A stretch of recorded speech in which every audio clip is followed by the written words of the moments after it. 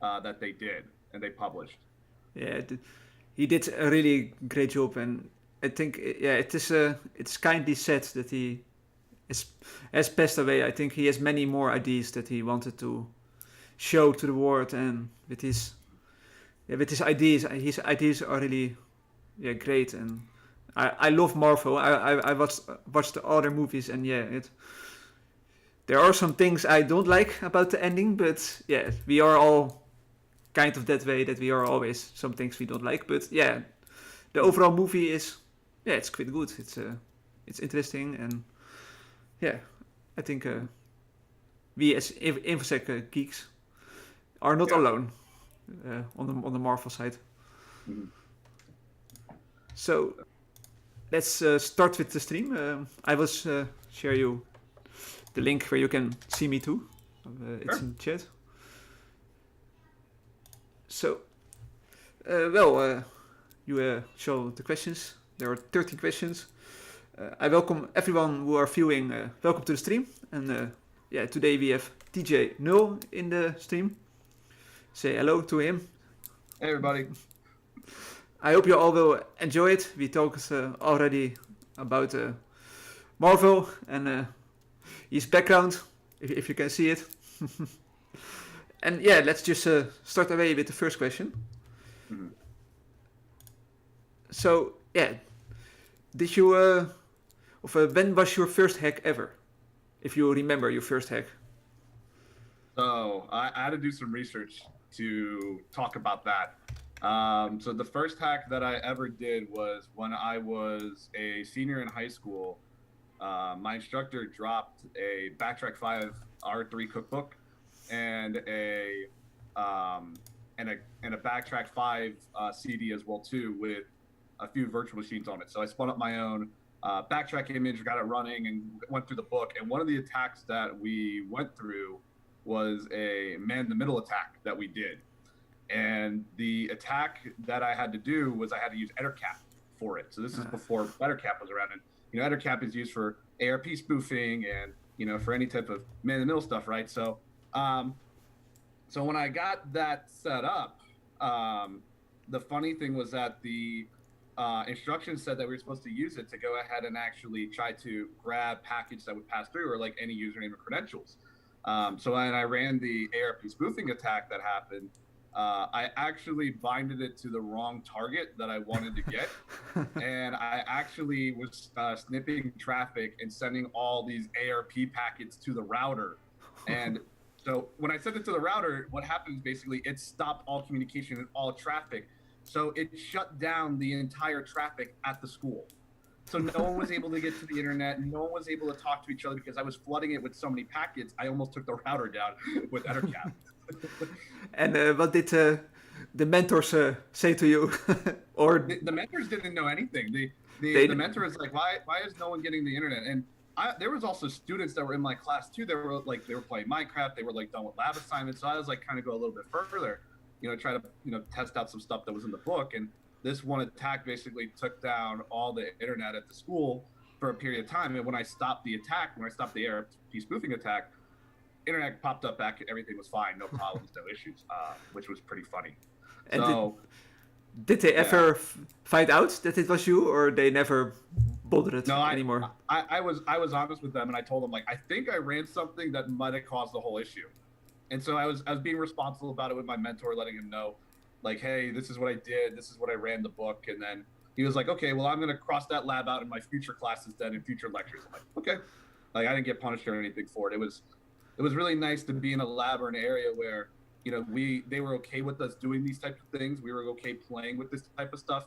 And as long as we were honest with what we did and what we found, we were able to go ahead and report it. And then what was really cool is that a lot of the stuff that we also learned, our mentor would go ahead and actually check with the other schools as well that had these issues to actually get them fixed too. So it was really fun, kind of having that experience to do that. Yeah, it's a good lesson for you, and I think it's also a good lesson for them, for their next lesson. Absolutely, yeah. No, our spoofing, guys. Yep. Yeah. The next question is: did you go to college? But yeah, you say that you did the thing in school. So yeah, I think you went to go to college. Yeah, I went to college. I went to first I went to a community college, and then I graduated a year early, and then I went to what was called University of Maryland University College, which is now I think Global Campus, what it's called, and I got my bachelor degree there. And pretty much ever since, I've been just going through certs and just researching stuff on my own, just for fun to check things out. And that was your first college, or did you follow more college, or did you even go to a master? I'd say it'd be my first college where I kind of learned everything and tested stuff out. But really, I think a lot of stuff I learned from my the 4-year college I went to. I really started doing more research outside because a lot of the content that I was learning from the college was good, but I didn't think it was enough. I always thought there was more to learn and more to check out. And, I was always like a person that wanted to tinker stuff, try stuff new, right? Or go find some research and just spend like a couple minutes on just learning about it. Yeah, I think many people has that problem nowadays, that they want to learn, and there's so much to learn nowadays. You have a lot of blue team, red team, purple team. It won't surprise me if we have a golden team in some couple of months or years. But yeah, there's too much to learn, I think, and yeah, it's you always want to learn, and yeah. You can never stop learning, Yeah. but you can't learn everything. Yeah, exactly that. Well, you can always learn, but yeah, I think there's so much information that you want to make it with your life. I think there's so much information that you need to be 200 or something in age if you want to know everything. There's always something new, and that makes it fun. The next question: did you also hack during school? Not the ARP spoofing, but did you also do some serious hacking or play with something? So during college, I'd say I was more tinkering, more learning about different tools and how to learn like the different techniques. And really, my big focus during those 4 years was like learning more about Kali Linux, and that's really like I went to deep dive down in like the documentation and the books as well too. Learning about the stuff that was there. Those were the big things I kind of focused on. But the other thing too that I really wanted to build my skills on more was I did a lot of CTFs. I competed in a lot of cyber competitions just to build my skills, learn about the different things that were in InfoSec. And, they were competitions that were on site, that were local where I was. So I went to go to those, that colleges would host that. And then there was a bunch that would be online that I would attend, to do with my team as well. And it was really just a great experience for me to build my skills and learn more, about InfoSec. And then, that's where I kind of decided like where I really wanted to go, And do you also recommend CTFs as for learning, or do you prefer to learn from a book or a course like Udemy? Or I definitely recommend doing CTFs. That's for sure. That's one thing you at least have to do. And even if you are a first timer that you don't know what to do or how to go through a CTF, that's okay. The goal is to basically build your skills and to learn more about the challenges that are there. Now, a lot of the CTFs try to simulate, the stuff that they see in the real world, or of course, you get some challenges that are very CTF-y, right? And that happens, that comes together. But a lot of those stuff that you learn, the stuff that you research, that's where the challenge is built, to try to find that flag, that build your skills in the end that you can apply into the real world. So I definitely recommend that for sure. To go out and do a CTF if you can. Make the time for it. Well, guys, for those who are watching, play some CTFs. Our pro TJ Null advise it. So, yeah, I agree with you on CTFs. They are amazing, and but only how did you manage your time? I can understand that a CTF is like mostly for 2 days, so it starts Friday and stops Sunday most of the time. But how do you do that with also exams, school, work?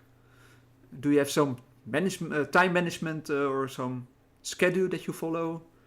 That's a good question. I'm really flexible with my time.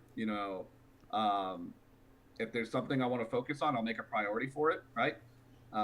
Whether it's like researching about a different technique, right? Looking at a different tool, maybe just to figure out And if I find like a bug or an issue, whether it's in like Kali or in Windows that I'll find, I'll make the time to go ahead and do that.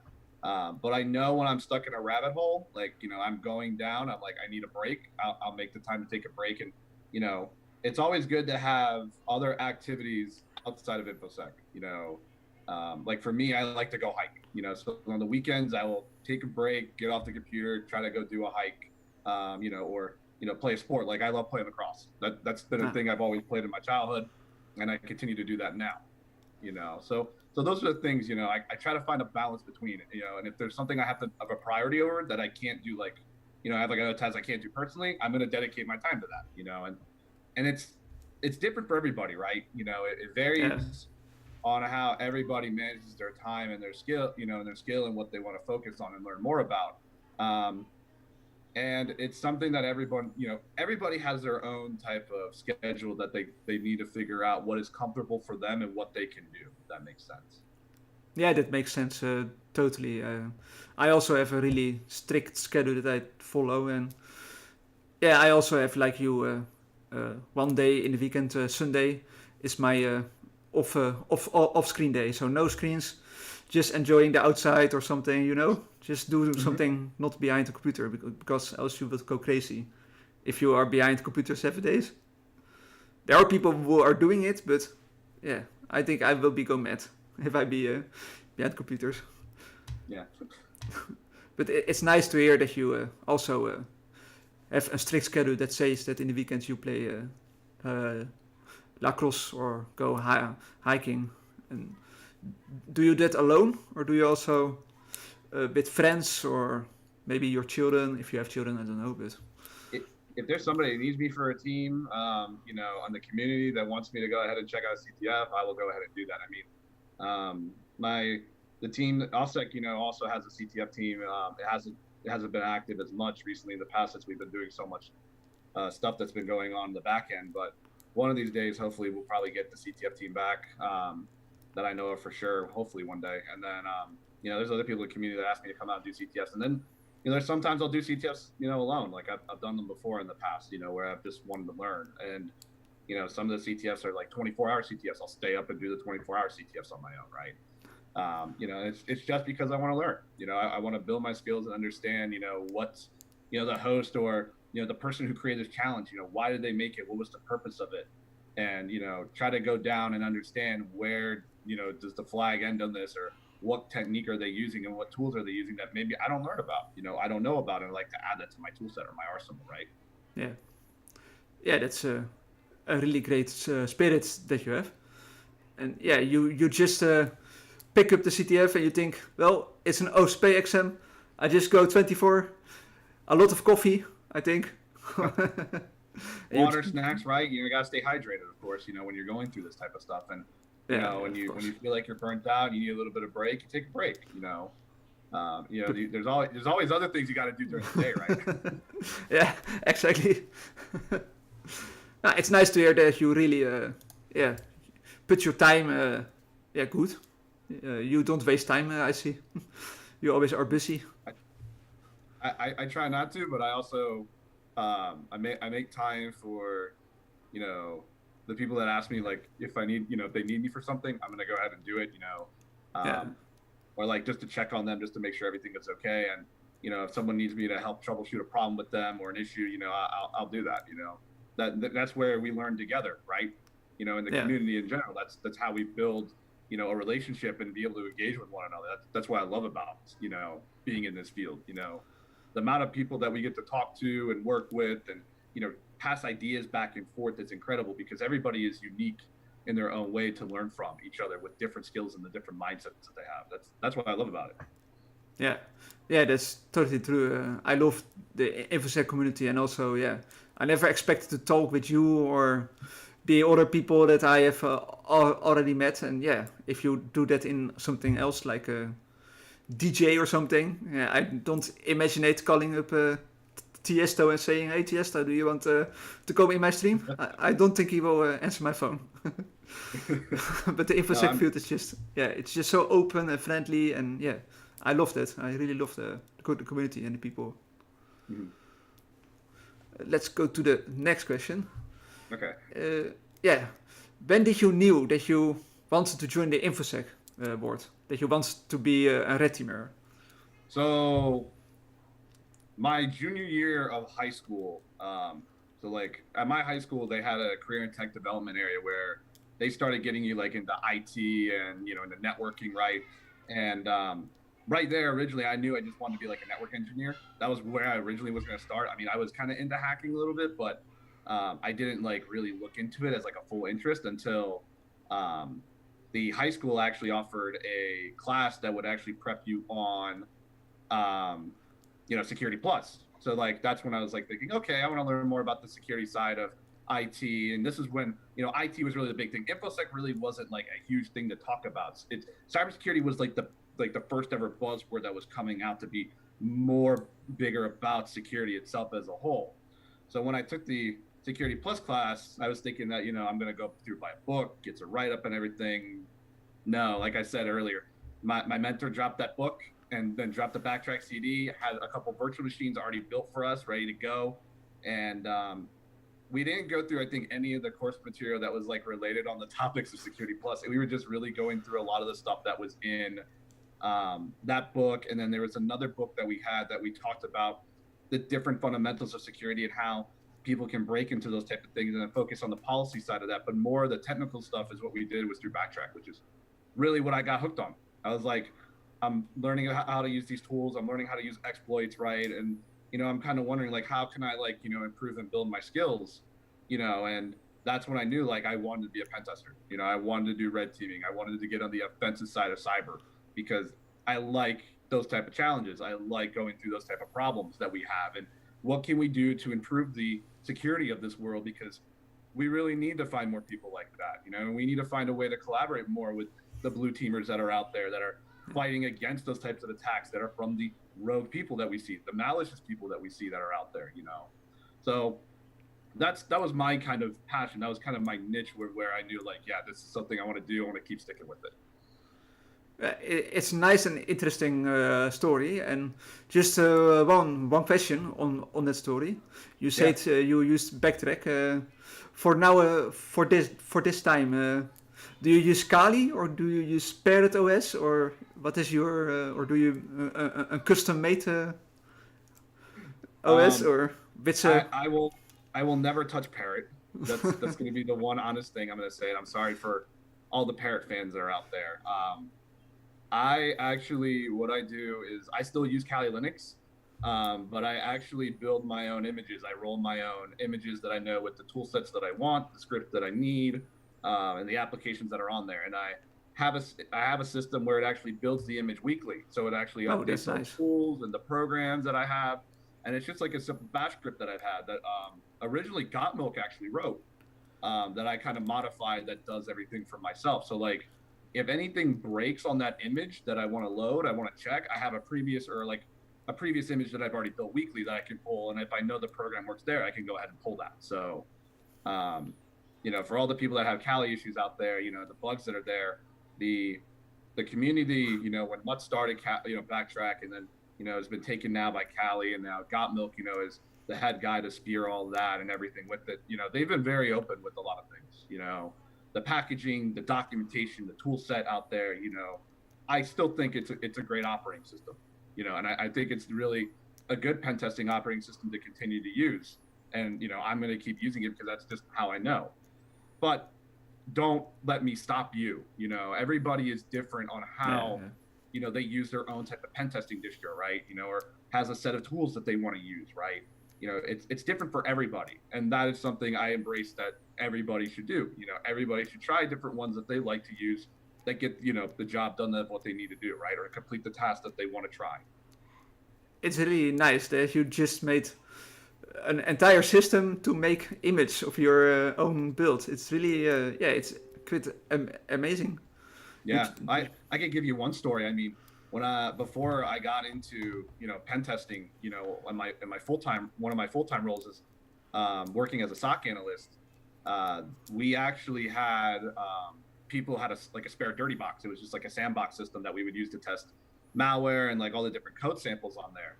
And so when we were testing the stuff off of there, we wanted to use the SandSift workstation to do that kind of stuff, but Sans was super out of date with their tools and with their scripts that they had, and was running on Ubuntu 16.04 when Ubuntu 19 was out, and we're like, we got to find something that we can use. And so what I did was I actually built a custom Kali image that had a whole entire set of forensics tools on there. And that bash script would go through, and automatically what it would do is that it would install the default packages that were in the forensics section of Kali, and any type of scripts that were needed that were used forensically or for incident response, I would go ahead and write the script that would go ahead and call to GitHub, and it would go ahead and actually pull out the tools. It would pull out the programs and scripts that were needed, and would store them in the OPT directory, and it would continue to build a weekly image off of that. And then most of the SOC people that were on my team would go ahead and use that image as their daily driver. It's it's really inspirational to make a script that just makes your own image. I don't know if I can do that, but yeah, it's something funny to look at. I think it's very straightforward, I think.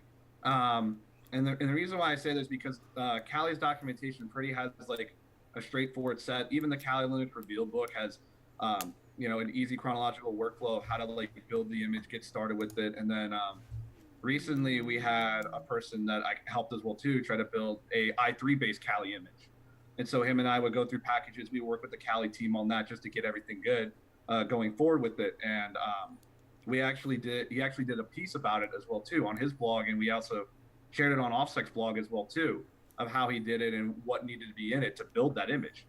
And it was a really fun project just to do, So that's why I kind of encourage people as well, if Kali's not working for you for, a specific reason, or you don't understand why, take some time to look at the documentation, understand why it's not working.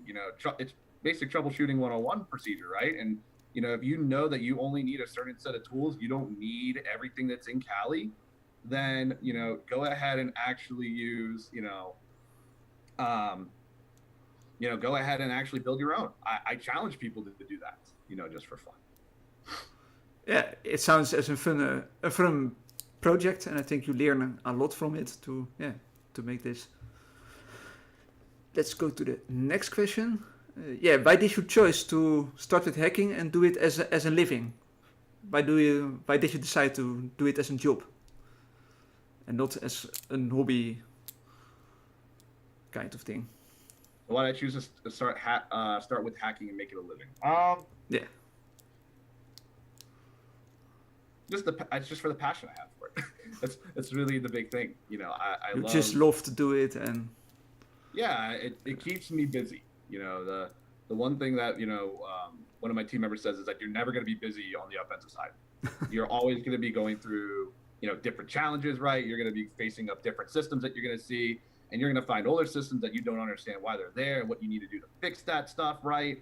There's a lot of different things that you go through and you try to figure out, in this field, like, why was this built? Why was this made? Why can't we, patch this or fix this? And then there's other complications that come to it that you start to understand more, why that stuff is there. The big thing I'd say is that not everything is going to be 100% secure, right? Yeah. And as you continue to update stuff, you continue to upgrade stuff, you patch stuff, you harden the systems, you're buying more time to make sure that system does not get infected, right? And you're making sure, hopefully that the recommendations that you put in and what you find, hopefully the client will go ahead and take that and go ahead and apply those fixes, to make sure that they go through a baseline to protect that. That's the reason why I love doing that. That's the thing. Otherwise, I'd be, on the other side, on the dark side, basically going through hacking stuff, writing my own code, and being terrible about it. And that's just not my ethics of who I am. I don't want to go by that. I don't want to follow by that. I want to help. That's the big thing, and help teach people too about this stuff, right? You do. That's exactly what I want to do too. Helping people, and just what you said. It's really cool what you did. And did you ever thought about going from red to blue side, or do you still want to be a red teamer till I don't know the next 10 years? I say I'm a little bit of both. That's why I say I'm red teamer red teamer in disguise, right? Because I have the blue team logo, because I like both sides. I like learning about, you know, the stuff that happens on the blue side. I like learning stuff on the red side because that's where I can find a balance of what can I do to get better on, help the blue side get better, right? And then on the red side, what can I do to add more stuff to not get caught by blue, right? Or make sure that I can find ways to bypass stuff that blue hasn't fixed yet that I can still teach. And then learn about the blue sides of what they do for their techniques and what they add for extra protections, or different types of techniques that they do to try to find us. That stuff is really cool.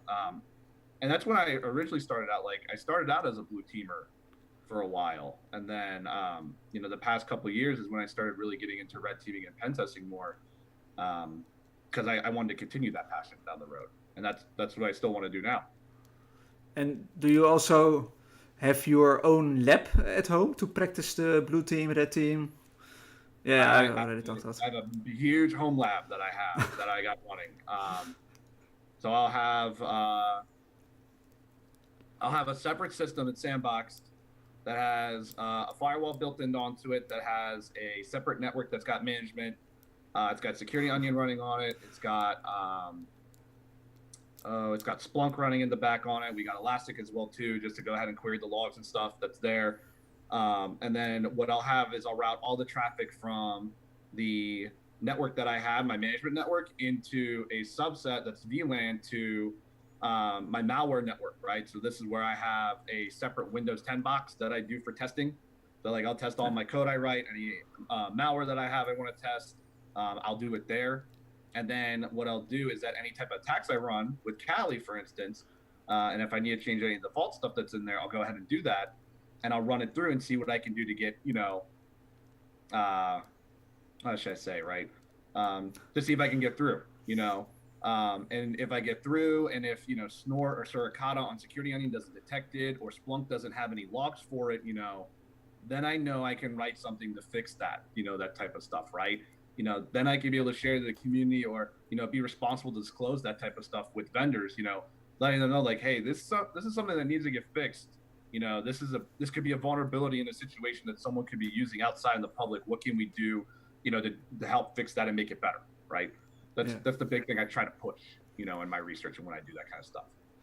Well, it sounds you really have a big home network or lab.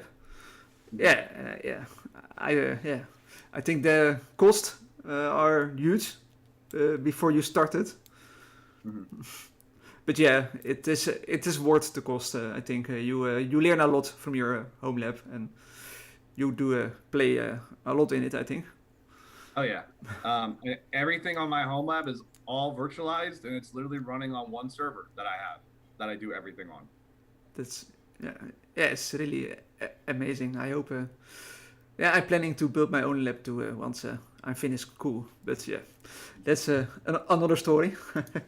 Let's go. I'll definitely have to pass you my home lab guide that I released a couple weeks ago, at least to help you get started and figure out what you want to do. Building a home lab is basically, you choose your own adventure, right? Yeah. Well, thank you for the documentation. I will definitely look at it. I think it's a great start for me to build my own lab. Let's go to the next question.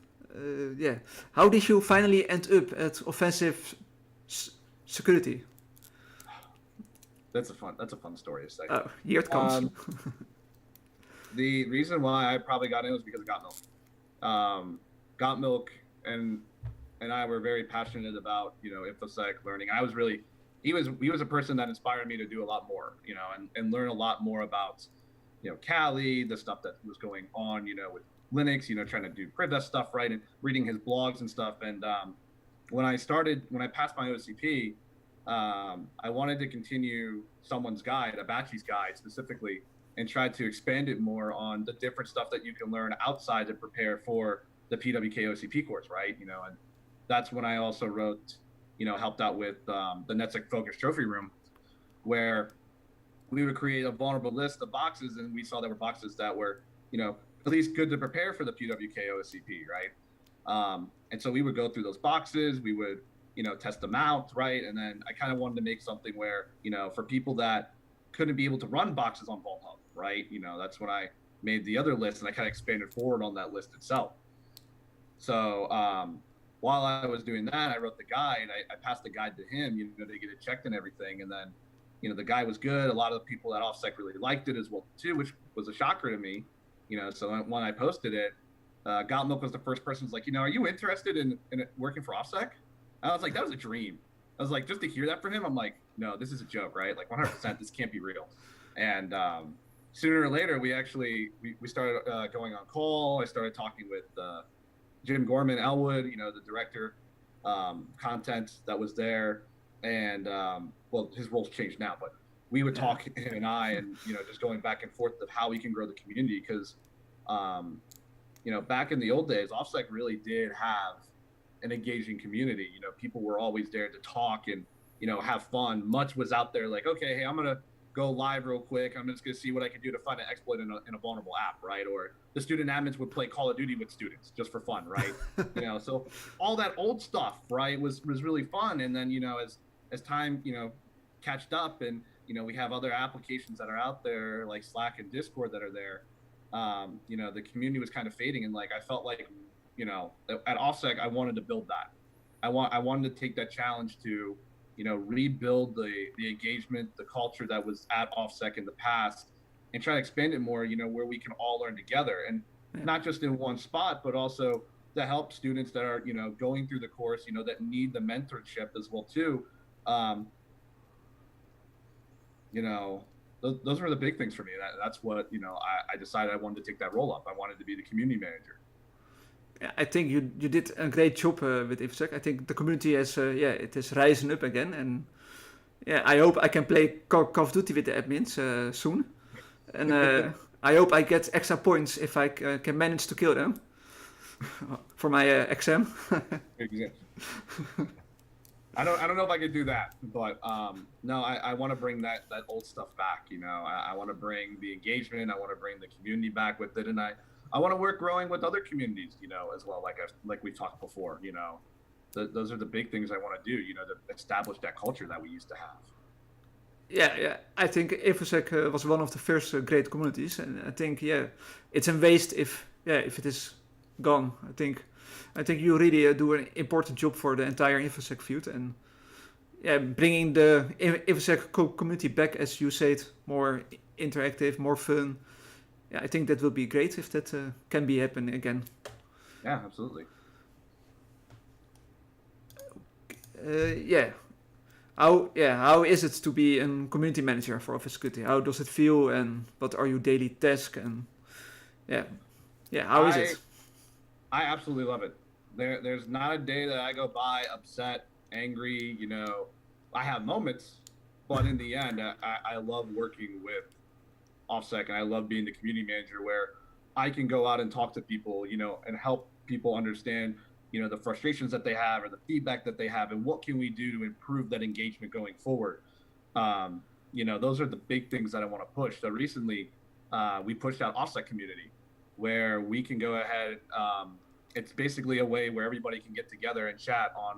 We use a platform called Rocket Chat, where people can be able to talk to each other, you know, real time, and try to learn and engage with other people, you know, as they're going through either the OffSec courses, if they're going through proving grounds, or, you know, if they're, you know, doing stuff that is, you know, that they need help with. So that's the thing. I wanted to make a space like that where we can chat, kind of like, you know, IRC days, you know, just to use a next gen platform to do that. It's really great to say it. And I have one question. Offensive security worked together with FunHub recently, but did you play a big part in that? In that deal what they made, that FunHub and Offensive Security work together now, or did you did something? I didn't understand the question. Well, Offensive Security is working with FunHub now. The boxes from FunHub, people can play now for free, and you can pay for more access. Did you also play a big part in that new release platform? What they? So I can definitely answer that. I actually did not. The person who actually owned and managed that was all Got Milk, surprisingly. Got Milk had the passion of growing and helping people, build their practical skills by going through vulnerable systems, right? And Yeah. with the community and the spread, with the community, coming together and uploading their vulnerable boxes for people to practice and play with, it got to a point where OffSec, Offensive Security and Got Milk worked together to actually bring, some of the vulnerable boxes, to life. And it's a way for people who want to play with those boxes, test them out and practice with them, to build their skills. And they have the ability to do that now, because not many people really have the hardware, or they don't have the troubleshooting experience, to run those boxes offline, get them set up. So I think it's great what OffSec is doing, to bring that PG play, alive with those boxes, for people to play and get to understand. And I hope maybe in the future, they bring some of the old classical boxes back, like the Chioptric series that were really fun. Got Milk's box on Stapler was really a fun box, and some of the other ones, understand, because don't forget the Destroyer, and you have 3 machines, and they are somehow, I can say too much. Those are all fun classical boxes, and I think no matter how old the box is, no matter how vulnerable it is, either with all the different techniques that are out there and exploits that are packed in, it's still something you can definitely learn from, and that's something that I hopefully will, hope to see that could be pushed more, in the future with the PG Playground. Yeah, well, we have Rasta Mouse saying that his boxes were the best, so so no argument here. No arguments or no complaints. He's done a lot for the community as well too, and looking at a lot of stuff that he has done, I'm very thankful that he is part of this community. I think both of you are amazing guys, and you both are doing a great job. And keep doing it, of course. Let's go to the next question. Yeah, Offensive Security released a new course, OSEP, if I'm right. Can you tell us more, if it is allowed for you to tell more about it? I can talk a little bit more about it. So recently, since OSCE CTP has now been retired as a course, the plan is to expand the way that course was taught into breaking it into 3 separate courses. So AWAE is one of the first parts of that course. The second one is OSCP, which is the bypassing defenses. I don't remember the full name exactly. But it's mostly focused on the advanced side of pen testing. And then, the next one that's going to be coming out soon is the WUMED one, which is the Windows Exploit Development one.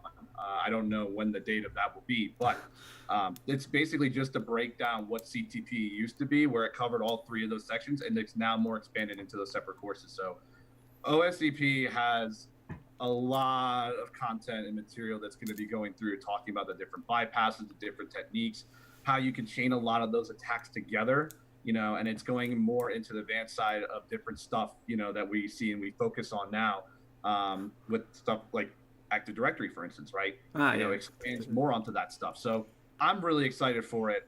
I think it's going to be really great when it gets, it's been released for people to buy, but when the material gets to be passed out to the students, I think a lot of students are really going to like the new course material for that.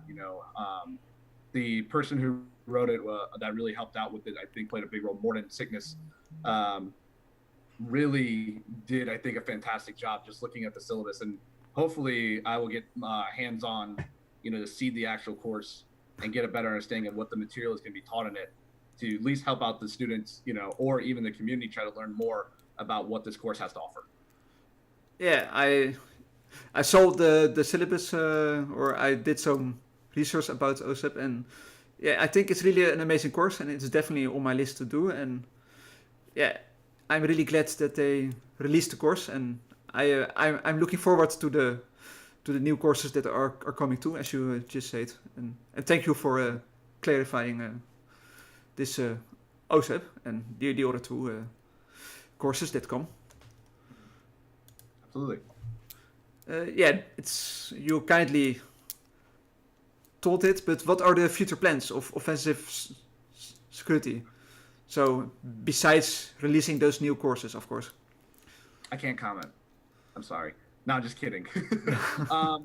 I can tell you that OffSec has definitely grown a lot in this past year alone, and with the update of PWK, with the update of AWAE, with Proving Grounds coming out, PG Play and Practice, and then Pen 3, or sorry, the OSCP course, right? That got released too. OffSec has done a lot, and I can tell you that there's a lot of big plans that are coming out next year for sure. I just can't explain thoroughly about what's going to happen. Yeah, of course. But we've accomplished a lot, and I'm very proud of how OffSec has done that. How leadership has been able to help work out with the teams that are managing and building out this entire stuff. It's really looking good, and hopefully soon. I feel like once we have some more free time with a lot of the refreshes that we have coming out, there's going to be a lot more projects coming out that are going to be really eye-opening for people that I know that are probably interested in actually trying out. Thank you for answering this question. Yeah, it's nice to hear that Offensive Security is updating their courses, as many people were complaining about the course were outdated. But yeah, it's great to see that they finally listened to it and updated the course. And yeah, OSCE was one of them that were like, how old it was? 5 years or 6, I think.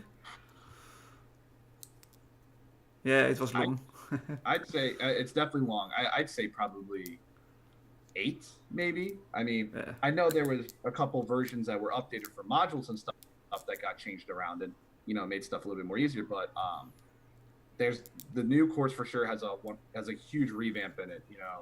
And has more boxes in it than it did with the previous one. At least I'd say 10 to 15 new systems that are in the lab, and the course material itself is now at least about 800 pages. Whoa. It's almost about the size of a Harry Potter book.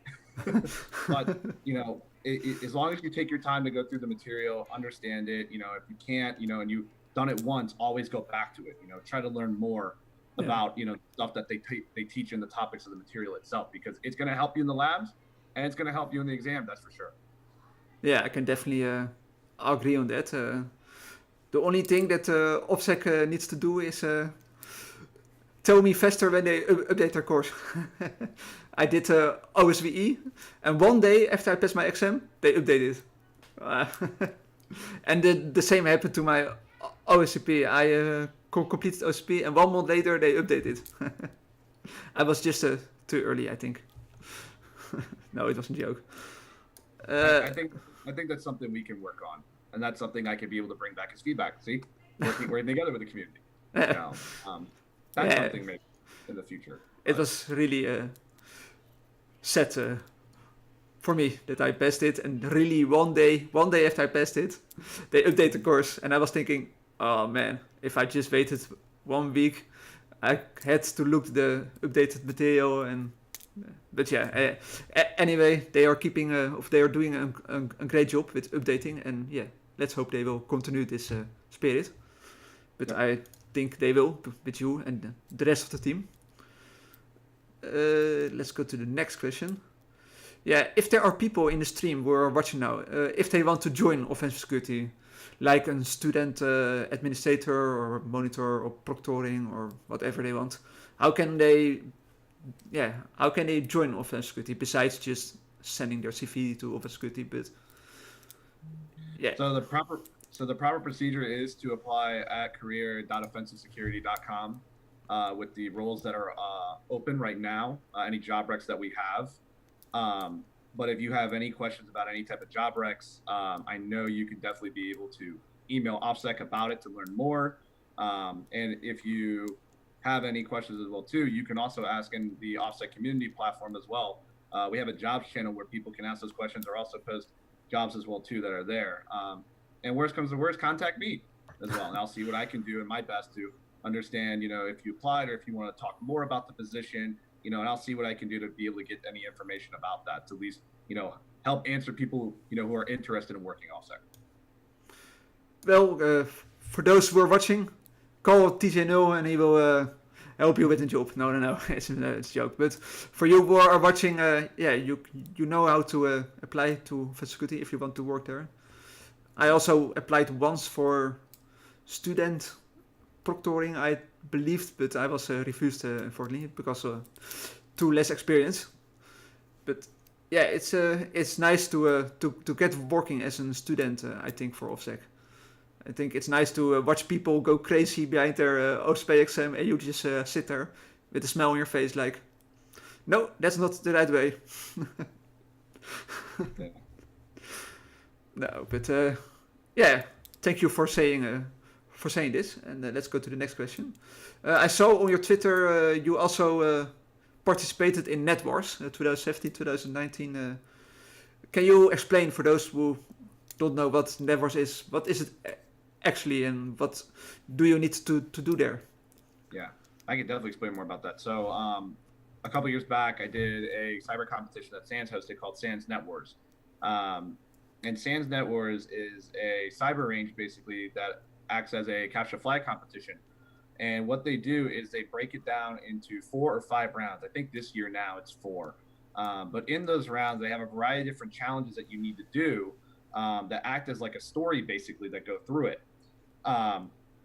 So each of the challenges will basically increase by different levels. So your first round is going to be like Linux fundamentals, understanding the operating system, why is the stuff there, what type of commands can you use to be able to open up certain things, or what's the correct way of doing this, basically going through. Round 2 is starting to go more into different aspects of cybersecurity. So when you're looking at that, you're going to be going through maybe a little bit of incident response, a little bit of reconnaissance, right? Round 3, you get more deeper into like using tools like Wireshark, volatility, like forensic stuff. That's when I did it. And then once you start to get understanding of how to like escalate your privileges from like your regular user to root user, then you start to get more challenges there. And then what also is interesting is that they also put pen testing tools in there. So round 4 is then full web app pen test basically. And what you have to do is you have to try to find a way to get through the web app itself and complete the challenges that are on there when I did it. And then it would bring you into an entire different range where you would actually have to pen test and assess all the different systems that were on there too. So it was really kind of fun to experience all of that in the previous NetWars that I did. And when I competed for the first time, I believe it was out of 400 people, I placed 4th in that competition. And it was really cool, to be, one of the top 5 to get in. And then right afterwards, if you place in the top 5 bracket in SANS NetWars, you then are offered an invitation to go actually compete at SANS NetWars Tournament Champions. So I competed back-to-back in 2017 and 2018. In 2019 is when I stopped. That was my last time I actually competed since. But to be a tournament, NetWars tournament champion itself was really cool. It was fun to get the experience, and then to meet people at the championship round, who have gone through, and I've gone through the challenges, have worked together with teams. That was also when I formally met, people like Derek Rook, and I've also met like IPSEC face to face as well too. I get to hang out and talk with them about what they did, how they got through, how they were gonna, what was their strategy, to go through the competition. And me, it was just more of, having fun. It was more of just learning the different stuff that was in there, the challenges that were there. And if I didn't make, the top round or in the area that I was going to be in, I was more than happy just to say that I was a champion, to compete in NetWars. It's definitely a fun competition if you have the ability or the opportunity to do so. And I definitely encourage people to definitely check out NetWars. Well, you were saying that you meet at IPSEC, and I have one question. I think the entire community is wondering, how does IPSEC look like? Can you tell us how he looks like? I can't comment on that, unfortunately. I know he likes to stay hidden sometimes, at least most of the time. But if you ever get a chance to meet IPSEC at a local security conference or at a big conference as well too, he is a very friendly, social person to hang around and be with. And if you have questions to ask him and talk about certain things or different techniques or attacks, he is definitely the person to talk to, for sure. Yeah, I'm still waiting for the day that I will finally see the face behind the YouTube videos. Yeah. Is it difficult or hard to join SANS NetWars? Do you need to do something, or can you just register, or how can you exactly join? So networks, I know you have to pay for. The opportunities that I was able to compete in were very fortunate because one of the B-sides that I went to actually hosted Net Wars for free. Sans Net Wars Oh, actually did it at the conference, which was really fun. They unfortunately don't do that anymore. Um, and then the second opportunity was actually I was actually taking Sans classes. And when I took the Sans class, they actually had the option of you actually going to do Net Wars and Cyber City for free, which was nice. So that's when I, wanted to go ahead and actually really focus on it more. The first time I competed as a team member, and then ever since then I compete as an individual just to, test out my skills, right? See what I can do and try to push myself. Just figure out what can I do in these CTFs and the challenges on my own, right? yeah. Is it also advisable for beginners to join, or is it more like for experienced people like you? I'd say that's something that depends on, the person's skill set, what experience do they have. Um, you know, I I think if you have the opportunity to do Net Wars, it's something you should still try. It's something you can be able to learn about. And even if you don't get far, you can always improve, at the next time you have the Yeah. opportunity to compete in Net Wars, right? And you can always meet people, of course, there. Absolutely. The Socialize. networking is the big thing, right? Yeah. Yeah. Well, thank you for explaining and yeah, explaining what it is and yeah, how you can join. And that you met IPSEC. Let's go to the next question. Uh, yeah.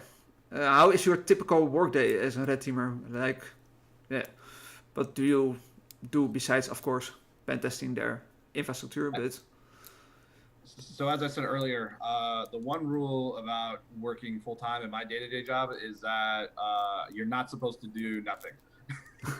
So you're always are supposed to keep busy, and that's either researching about something, looking at a tool, building out a script. If you're finding something that is broken or has an issue, what can we do to leverage that, right? So my tasks really vary, right? I'm always constantly researching different things. I'm researching different attacks, different techniques, and if my team gives me the ability to publish that type of content out there for other people to look at and see, then I will go ahead and do that, yeah, if it's of course responsible to do so, right? yeah, And there's a lot of stuff that I have that I like to keep in my arsenal that I know if I share, it's gonna harm or affect or damage the community itself, and I don't want to do that. You know what I mean? yeah. You want not to be the person that started the entire bugs or exploits or yeah, I don't know what Yeah. you can do with those scripts, but yeah, I think we get the point. Yeah. Well, it's nice to hear that. Yeah, you always need to keep busy, and yeah, that you are busy always. And it's nice to hear that you do pen testing, uh, researching, writing scripts, yeah, all kinds of things. Yeah, I really like that idea. If I need to think about my job after school. Yeah. I mean, the big thing is, as long as you are passionate, in this field, and you have an interest in learning about all the stuff that is in infosec. I mean, you can't learn everything, like I said earlier, right? Yeah, But at least to be, on a track of a specific topic you want to learn or something you have interest in, make the time to do that. Those, yeah, those are the big things that I try to, push people to do at least, and talk about that kind of stuff. yeah. I totally agree on that. Uh, let's go to the next question. I see we already are nearly to 1 hour. I don't know how much time you have, but let's. We can keep going. Oh, now then we can just go to the next question. Yeah, I already asked this question at the beginning, but maybe for the viewers who are tuning later. Yeah, how do you manage your time between work, friends, socializing, hiking, and the other activity you loved? How do you manage your time exactly? But yeah, It's pretty flexible for me, yeah, but I just mostly try to manage, what are the big priorities and try to go down the list, and if I finish something early, I'll make time to check in on something, or if I need to move to a different task, it's pretty flexible. I'm pretty flexible to do that type of stuff, but, um, I could add another lesson, right? Keep your plate full, but don't overfill it, right? With all the stuff that you do, with all the work that you do, make sure that you have enough room on the plate to be able to accomplish what you want. Otherwise, stuff is going to be falling off that plate before you know it, or it's going to be, shrinking in size, right? If you not being able to learn something, well, that other thing that you have on your plate is going to take up more of this other things you want to do, right? So try to find that balance. Try to be able to balance out your work skill, your work stuff that you're doing, the skills that you're learning outside, and also make sure you go out and have fun with the personal stuff that you do as well. I think that is the best advice that you can give to people who want to learn. But I'm wondering how much sleep do you have regularly? Sleep. Oh, geez. 2 hours, 3 hours? I try to get a minimum of 7 hours. I'd say at least the minimum of 7. I mean, there's some nights I've done maybe 4 or 5, but at least 7 is the goal because you always got to have a good night's sleep. Otherwise, coffee is going to be the greatest thing to help you out afterwards. You need that caffeine, right? Always coffee. Always the Java script, right? The coffee. It's probably on the second cup still right now. Oh, really? Oh. Yeah. Maybe you need more coffee then. Probably, maybe, but I'm usually more of a person who likes to work at night, actually, more than actually daytime. I'm not a morning person personally. Oh, I would say that. I definitely do not want to get up out of bed at 5 in the morning, then drive and go to the office for something. That's just not me. But if it's like me work from home, which I like to do, it's very flexible where I am, and with COVID going around, I mean, it's a nice thing too. Yeah, of course. But to be close around, your family and friends that are near you, at least, as long as you're being proactive and safe. But being able to wake up from my bed, go ahead and go to my research and everything is, but I don't like mornings. I'm more of a night person. No need to sit in the train or in the car for 1 hour to your work. You can just wake up and pick up your laptop and go back in bed with your laptop on your legs, and you can just start or take it easy. Pick up a cup of coffee from your Try Harder cup, and you can just drink coffee. Try Harder coffee. Let's go to the last questions, and then we will go to the 5 questions of shame. And then I saw there were 4 questions from the people. Let's go to the last questions. Do you have any advice or tips for the viewers who want to learn to be a red teamer or start with hacking? If you really want to be a red teamer or be on the offensive side of cyber, right? You're definitely going to have to sacrifice a lot of free time and personal time to learn about the stuff that is out there right now. And the reason why I say that is because there's so much out there that you need to learn and even go through, and even the basics. You really need to know the fundamentals. You have to understand the different types of operating systems that are out there. That includes Windows. For some people that are Linux fans, you got to learn it.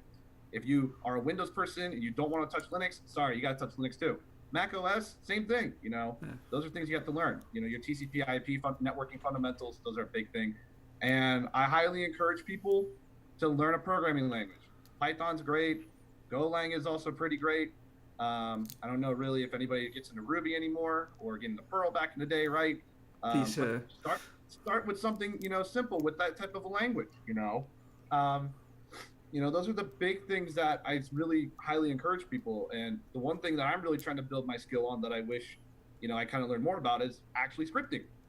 I'm not a really big scripter. I can read the code. I can understand the code. I can modify a person who writes the code, but trying to write it from scratch will definitely take me, at least a week or maybe even longer because I need to learn the language better. And I don't really script heavily like some people do, It's funny to hear that you are not really good in scripting because I am really the same as you. I know how to read code. I know, what is standing there. But if I need to write my own code from an empty page, I think, well, what shall I do? An if statement else?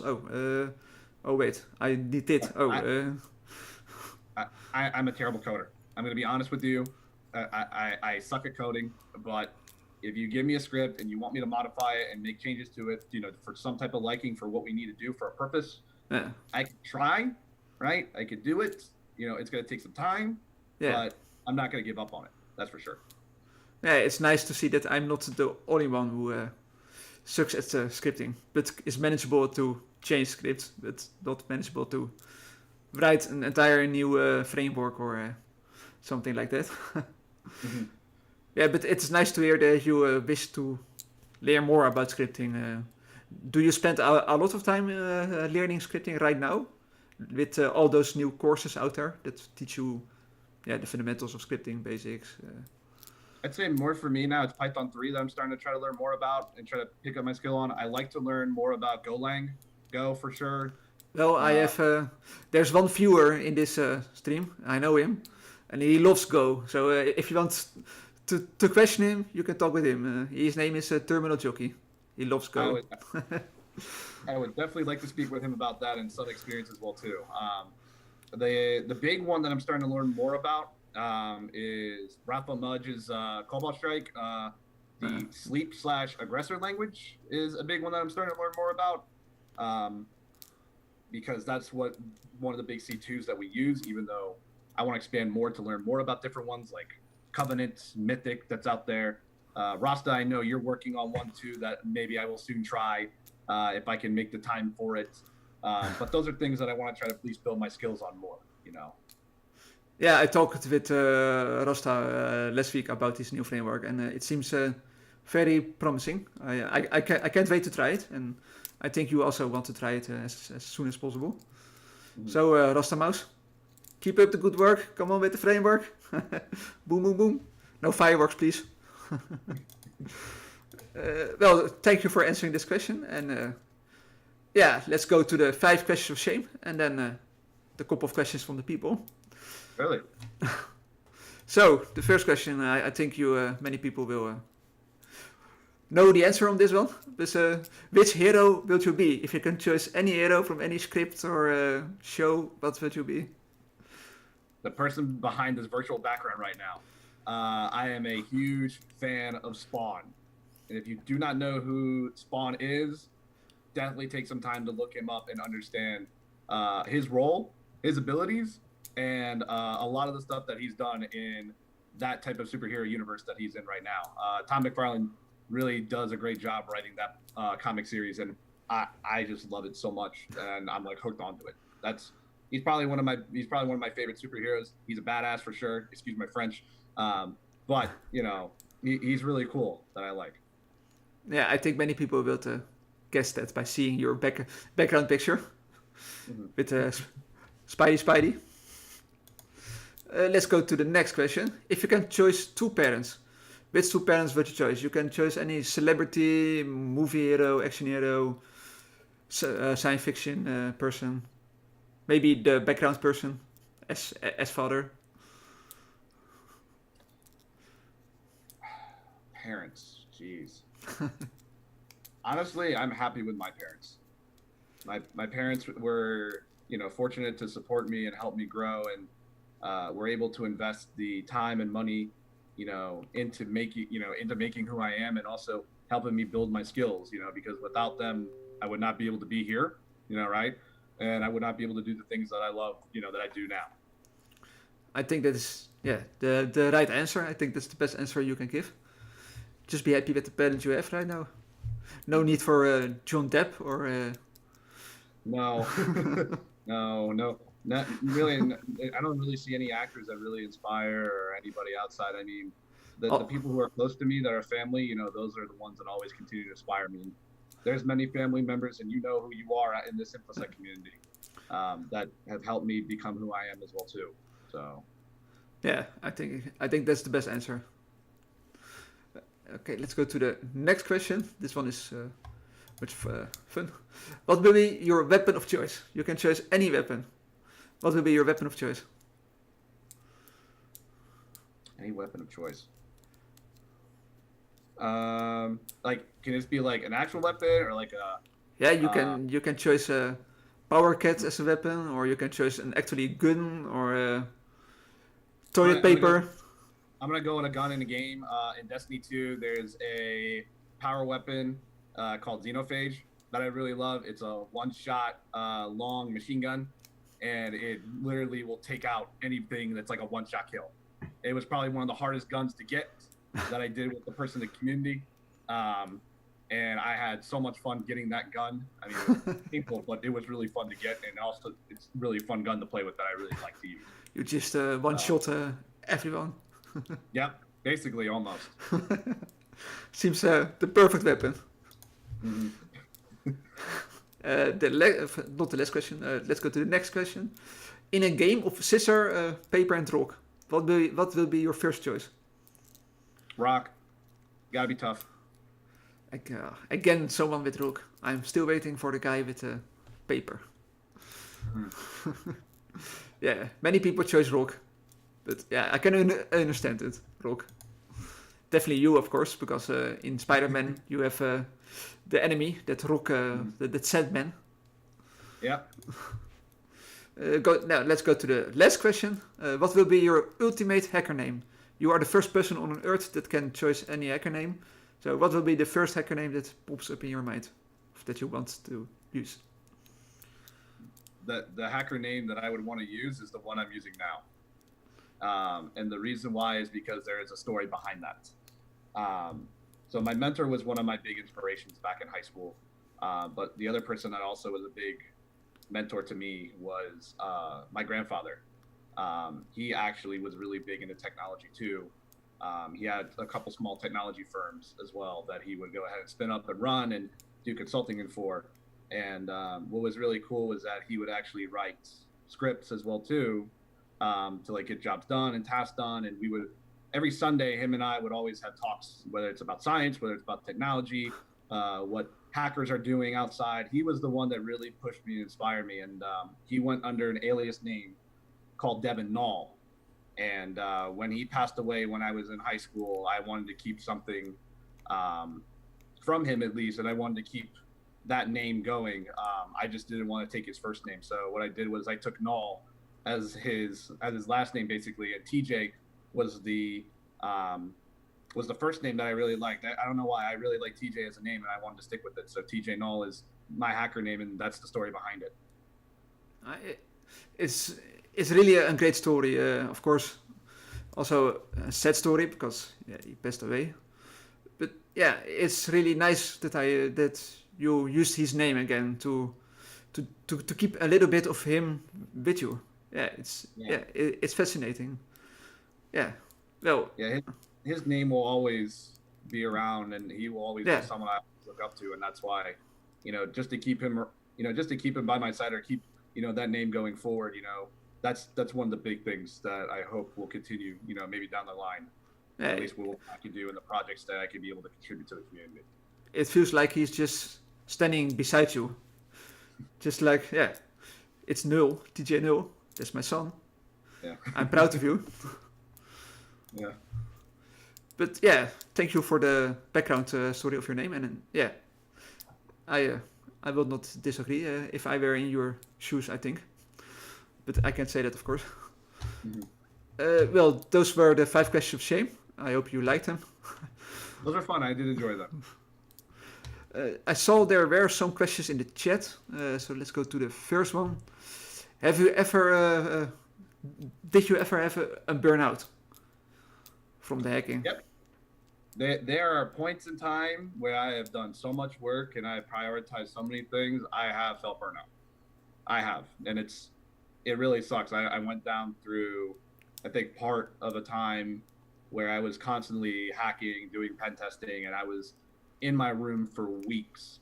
And this is the time where I was like super in love with hacking, that it also turned into a bad part where I didn't have, any personal hobbies outside.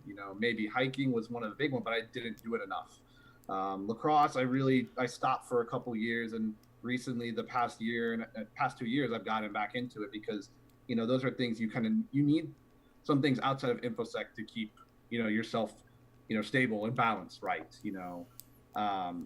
And I didn't have any of that 2 years ago, really, and I went down through a small part of depression, thinking a lot of the stuff I'm doing is really worthless. The person I was in a past relationship that really didn't help me out and thought I was worthless, and I wasn't doing anything right, and it was very confusing for her to understand what I was trying to do, and I felt unappreciated, and she gave me all these excuses and different things that I needed to do outside my life, and I didn't want to be around that anymore. I had to take a stand to move on and be the person who I wanted to be, and and that's where I started getting back into other things, and I picked myself up, and then as I started doing other things, and started doing stuff to help myself, mentally and physically too. A lot of that stuff really made me feel good again and feel happy again, and realized that I was still happy with what I was doing in cyber. I just, I need to get rid of things out of my life, and, also prioritize things more of what I really wanted to learn about, and take time to do that and have the patience to do that. And, that was one of the points of my life. And I don't think I've really had those points since, but, if it happens again where I have a burnout, and for people that do go through the burnout, it's okay. It's okay to go through that. It's okay to step away for a second, take time off, do what you need to do to focus on your mental health. It's extremely important that you do that. And I'm glad that I have the ability to do that. And I hope for others that are feeling this burnout right now that I encourage you to do something like that. Those are the big things I'd say. Well, thank you for answering this question. It seems you really had a hard past with burnout and the relationship. I'm glad to hear that you managed to get out of it, and that you are doing outside stuff now, not getting the burnout again because of too much computers. So exactly. I'm glad you managed to get out, and I'm happy to have you here. And I hope that is the answer he was looking for. The next question. Oh, that's a question that depends on the first one. The next question. What kind of hardware are you running for your home lab? I'm running, as I said, I was running one server. So the server that I'm running is an old Dell T710 that has 2 processors in it. They're 12 core. There's 8 terabytes of storage on it. And I have 128 gigs of RAM on it as well too. That's basically running everything. That's quite a big lab, yeah. 8 terabytes of space. Yeah. So what I do is I have a primary storage for all of my stuff on there, and I have a backup as well too. So I split basically the 8 terabytes into 2 terabytes, and then from there, what I do is I have basically a section for the management lab, for the malware lab that I have, and then anything that I want to back up for virtual machines or templates, I have the backup storage to do all that. It sounds really, you really talked about this, and it sounds as a smart choice to divide it in different blocks, if I can call it that way. I hope that answered your question, Terminal Jockey. Let's go to the next question, if there are some question. No, I don't. I think this was all the questions. Are there people with questions? You can ask them now before our TGNL will leave. Last chance. Any bidders? I think that was the questions for now. So I think we are at the end of this stream. So I want to thank you for doing this with me and give me the opportunity to talk to you. And I don't know what time it is there. So if it is morning, then I wish you a great day. If it is evening, then I wish you sleep well. and again, thank you so much. And I think we will hear from you on Twitter and your future stories, plans, release works, projects.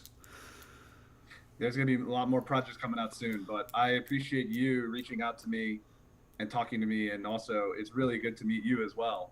I hope we can be able to do more like this. And if not, I hope we can be able to connect more in the future as well, too, to talk about the things and, that's happening in the community. And also, if you need any help, please do not hesitate. Reach out to me anytime. I'm always around, as you know. Yeah, I will definitely reach out to you. Before you leave, there are some questions I didn't solve. If you're okay, if you're okay with it. Yeah, sure. Let's do it. I didn't saw them. They were on YouTube. Any specific reason for using? Oh wait, no, that's wrong question. That's my desktop. Sorry, you don't see his desktop. There was one question about why you use Windows as your desktop, but that's my own desktop. The next question. What made you interested in red teaming and being a SOC?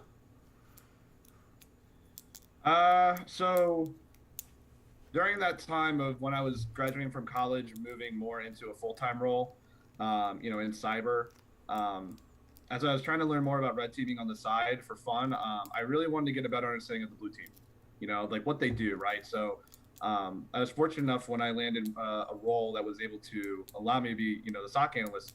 I was able to learn about what type of stuff they did, what type of procedures they did, how they were able to build stuff, and how are they able to identify the attacks that we see now. And one of the surprising things that really kind of stood out to me was that um, the incident response team that I was helping, work with when I was on the SOC team, I asked them, what certification should I go to build my blue team skills out of curiosity? What do they think? And they said, you should get your OCP. I was like, what? I'm like, yeah, you should get your OCP. I'm like, you need to learn more about the different attacks, how hackers work, and I have that mindset. And I was like, you guys are being serious about this, right? I mean, like, there's so many different blue team certifications that, SANS has, and they're telling me to go get my OCP. And I'm like, okay, I'm going to go do it. Why not? I mean, it was very encouraging to hear that. And then even, the manager of the incident response team even tell me to do that. And then if I want to go expand, my skills more, they told me to go look, other places to learn about the blue team certifications that are out there. So it was really cool to hear that from them. So I hope that kind of answered the question, why I wanted to go blue team, at least to get a better understanding of all the stuff there. That makes sense. I think that answers this question, or else he will argue with it. But no, I think it was a perfect answer. Then go to the next question. I think there's only one question left. I'm sure I know. Yes. What burp extension have you found the most useful if you do bug bounty, bug hunting? I don't know if you do that, but... So it's been a while since I've done a bug bounty. I used to do the government ones, like hack the Pentagon, hack the Air Force. And during that time, I didn't use any burp extensions, really. And I could say there's a lot of good ones out there, but frankly, I don't use any for my stuff because the reason why I don't is because I think a lot of the stuff that's in burp really works for a lot of my use cases for what I need. Extensions really, how should I say this just to make it easier, right? The tools that people make and build, are either to provide information or they are going to find a way to get initial access to the system. But the only way for you to be able to know how that stuff works is to take the time to understand, those tools and why the extensions are created and how to use them, to get more information of, why are these systems are created? What's the purpose for them to be used? Why is this service running, specifically, right? So that's why, I stick with manual stuff. I stick with stuff that I want to learn more about. And if I find something that I know that I need to use, whether it's an extension, a tool, or a different technique, I'll see if I can try to apply that. So I know that's not the question answer specifically, but I hope that gives, people that are watching the stream a different mindset, a different approach, of what you should do, in case, the extension you need is out there or not, right? Yeah, I think that is the right approach to do it manually and not depend too much on tools or... Because you can know what a tool is doing, or you can learn the commands, but if you don't know what the tool is doing, then you are just running commands and hey, look, I have something, but you don't know exactly what you have. Right. And if the tool is not working, it perhaps works manually. So yeah, I mean, you see, I mean, you and I probably see this, in the community and also in InfoSec. There's a lot of tools that are starting to come out more for automation. And personally, I'm not happy about it. I get automation is supposed to save time, right? It's supposed to be, efficient, as they say. Yeah, but it's mostly for the business to save money, because the pen tests can be faster, so they don't need to pay. They pay less. So I agree with you. It's definitely one case, but the other case too is that a lot of those automated tools also miss a lot of things. And they run specific scans that they know will work for them of what they do. And it's something that it frustrates me inside, because there's so much that the regular tool itself can use with the command switches that you can use, that you could find more missing information that, a lot of those automated tools will 100% miss. or they won't work properly the way they are. So that's why I encourage people to take the time to actually understand the tool itself, learn the switches, learn the different syntaxes, learn why the tool was made. So it'll make it easier for you to automate a lot of the things and, save time for what you need to do. That's why you apply that type of mindset, that type of approach, instead of trusting an automated tool that's going to be missing stuff, that could have issues. And also you're relying on somebody to to update that tool or make the changes for you, which could take, time and resources away from you, right?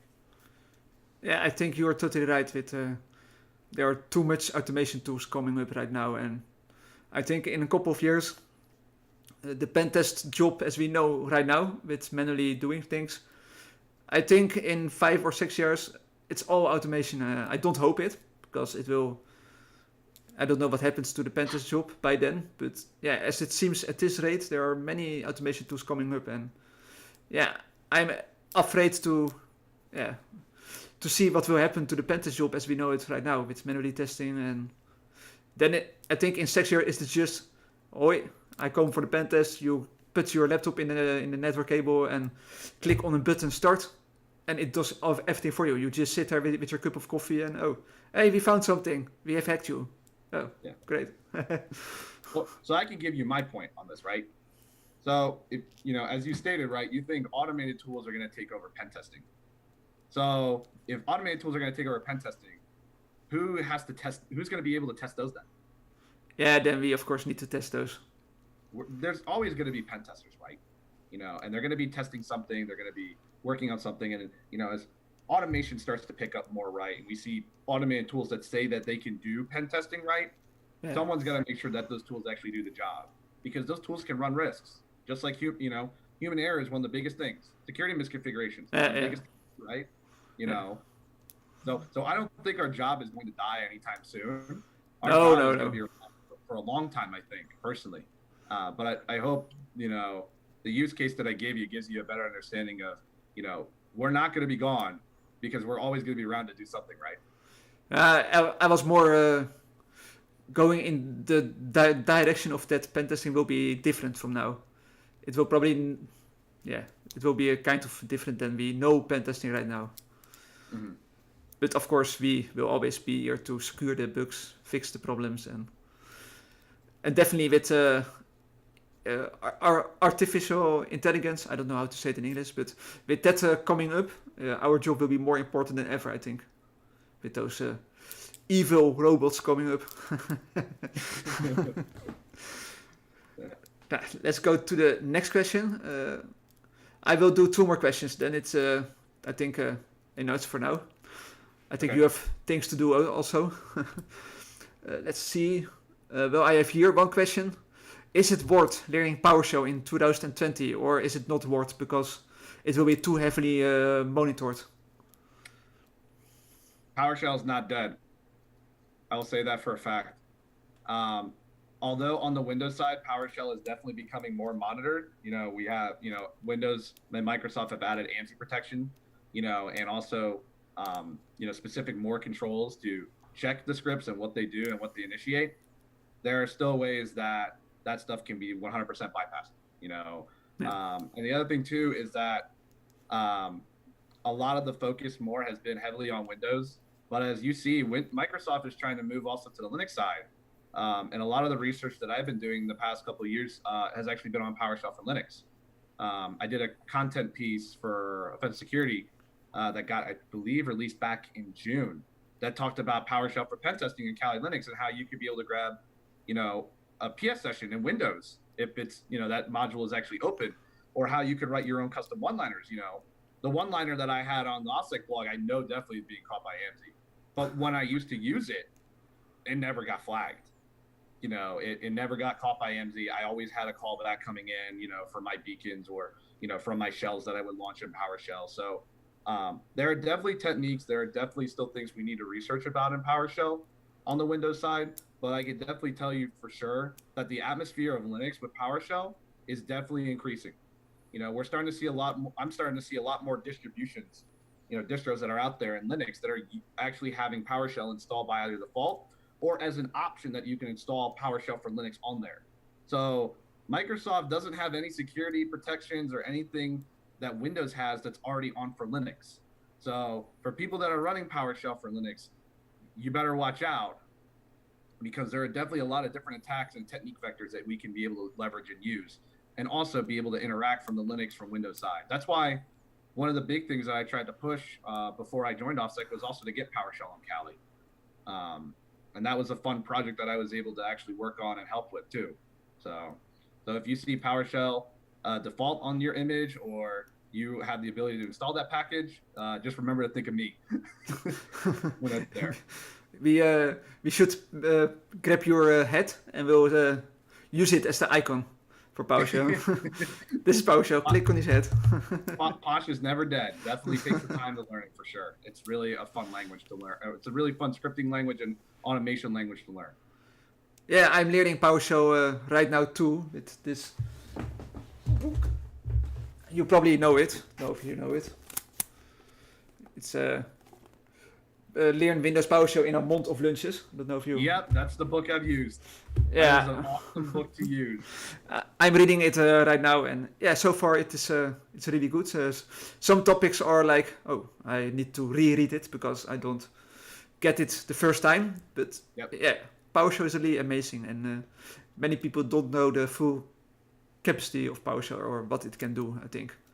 And definitely what you say with Linux. Yeah, Linux doesn't have the defense implementation of Windows, so I think, yeah.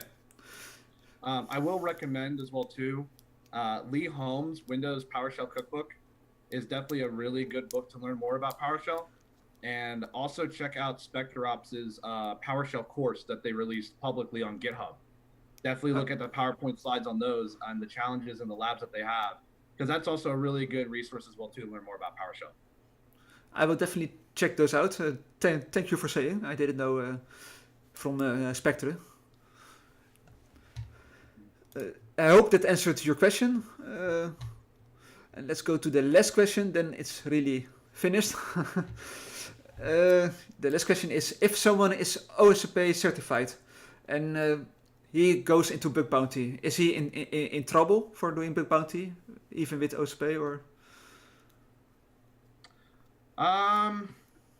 That's a really, I have to say this. It's a really confusing question. Yeah, I think he is meaning that if you have OSCP, you are legal pen tester or something, and if you do bug bounty, you are doing without I think something in that direction. So I'll try to answer that question as best as I can. And the first thing I'm going to start with is that if you get your OSCP certification, right, that certification proves that you have the ability to, do the stuff that, either a hacker or a pen tester can be able to do in their real life and daily operations. Now, that's what it's supposed to certify for, that you could be able to do a lot of the practical skills that are out there. However, it's not a cert that you should use to go out and say to the world that, I'm okay, I don't have to, I'm certified, I could be able to assess anything that's out there publicly, or, I won't be in trouble, doing a bug bounty, and I'm doing it incorrectly. No, anything that you do, any type of hacking that you do and you don't have the proper authorization to do, you're going to get in trouble, okay? You need to make sure that you have clear permissions to be able to assess the systems that are out there, the networks that you are being required by either a client or in the bug bounty as well too, right? And if you go anywhere outside of that scope, and it doesn't matter if you have a degree, it doesn't matter if you have a certification, you need to make sure that you have permission from the client and make sure you have permission from, the company that's giving, that's putting out that bug bounty, or also make sure programs like HackerOne, for instance, and BugCrowd, have the ability to be able to support you and make sure they can verify that you're in the scope to do that bug bounty as well. Those are the big things, right? Because either or, if you don't have any of those, you're going to get in trouble. Yeah. And I'm not talking, like a small little fine, right? You could also be ending up going into jail, depending on what country you're in and what area you live in as well too. So keep that in mind, when you're doing stuff like that. Well, thank you for the answer. I hope that answered his question. And yeah, we are finally at the end, or finally. I hope you really enjoyed this talk. It was a long talk, 1 hour and 30 minutes. And yeah, I hope you enjoyed it, and I hope the viewers enjoyed it too. And yeah, again, thank you for everything. Thank you for the opportunity, and yeah, I wish you again a great morning, great afternoon, or if you're going to bed, sleep well. Likewise as well. It was really great to be on here. Thank you for having me here as well. And it was great to talk to you. And I hope the viewers also enjoyed this as well. And hopefully, if anybody has any questions or wants to talk to me, you can find me almost pretty much everywhere on social, but and other places as well. Yeah, for those who still have questions, you can find him on Twitter with DJ0, or on Discord. You can find him too. So just ask him the question if you have. And yeah, again, thank you, and yeah, we stay in contact, and I'm looking forward to your projects, and I'm looking forward to the new courses from OffSec, and yeah, thank you again. Awesome. No, not a problem at all. Well, everyone, thank you for watching to this great session. I hope you all enjoyed it, and